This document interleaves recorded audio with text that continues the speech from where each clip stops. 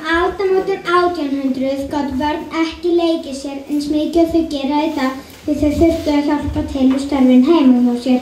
Leikföngin þeirra voru einnig öðruvísi en leikföng barna eru í dag. Börnin léku sér með legg og sker, kjálka, fiskibein, kvörnir, vörubein, horn og margt fleira. Börn byggðu sér gjarnan bú og notuðu þessa hluti fyrir búfé.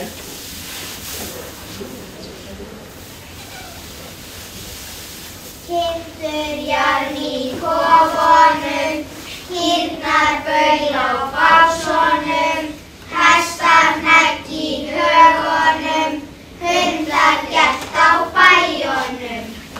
Beinin var ekki alltaf notuð sem dýr, heldur einnig við ýmsa aðra iðju. Völubein var til dæmis notað til að spá fyrir ýmislegt.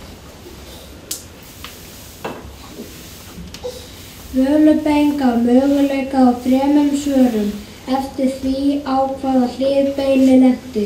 Svarið gat verið já, nei og kannski. Við spyrjum völuna hvort það verður þurrkur á morgun. Segðu mér nú, spákona mín, því sem ég spyr þig að. Með gullinu skal ég gleðja þig og silfrinu selja þig ef þú segir mér satt. En í eldinum brenna þig og í keitunni kæfa þig ef þú segir mér ósatt. Kannski verður þurrkur á morgun.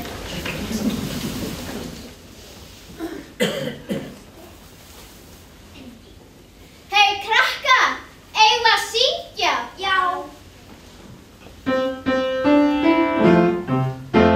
Buxur, vesti, brók og skó, bæta, sokka, nýta.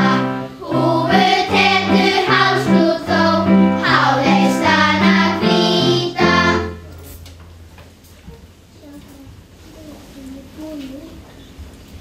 Fatnaður fólks var gerður úr ulli að mestu leyti unninn heima. Kindurnar voru rúnar og ullin hreinsuð. Því næst var ullin skipt upp í 2 þjál kennd. Þá var hægt að spinna úr henni þráð til að prjóna úr. Hversdagsföt fólks voru í sauðalitunum, en stundum voru ull í jurtalitunum.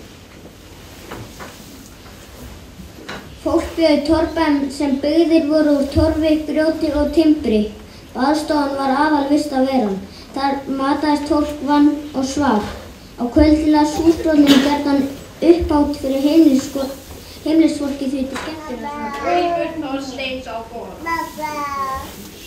Þorsteinn hét maður, hann var Egilsson, Skallagrímssonar, Beldúlfssonar, hersins í Noregi, en Ásgerður hét móðir Þorsteins og var Bjarnadóttir.